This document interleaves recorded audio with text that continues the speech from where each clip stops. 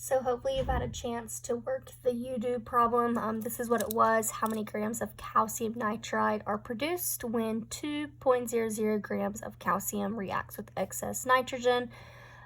So you are starting from grams of A and going all the way to grams of B. So we're going to make calcium our A, and we're going to make calcium nitride our B, because A's are given.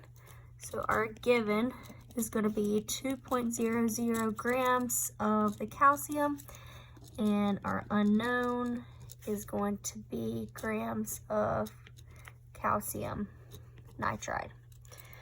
So we're going to start our picket fence with 2.00 grams of calcium.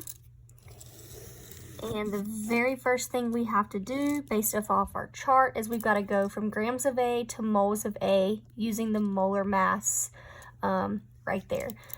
So because we have grams of calcium in the top left, we need grams of calcium in the bottom right, and that's going to be per 1 mole, because that's the definition.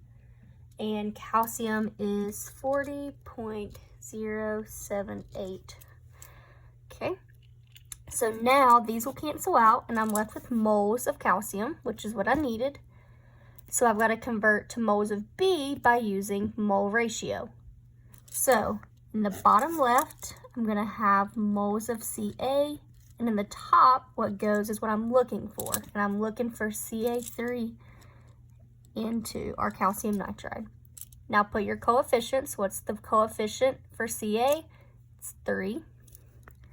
What's the coefficient for calcium nitride? It's just 1. So those are going to cancel out, and I'm going to be left with moles of calcium nitride. So I'm right here.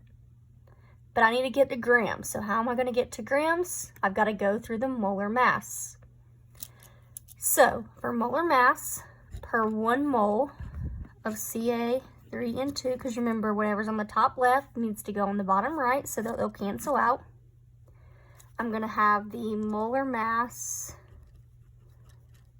in grams of calcium nitride. And the molar mass of that is going to be 148.247.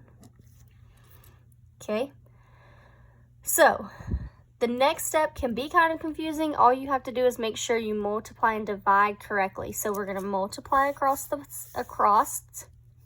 and divide the top from the bottom. So when you multiply, you're going to do 2 times 1 times 1 times 148. So we just multiplied all the way across the top.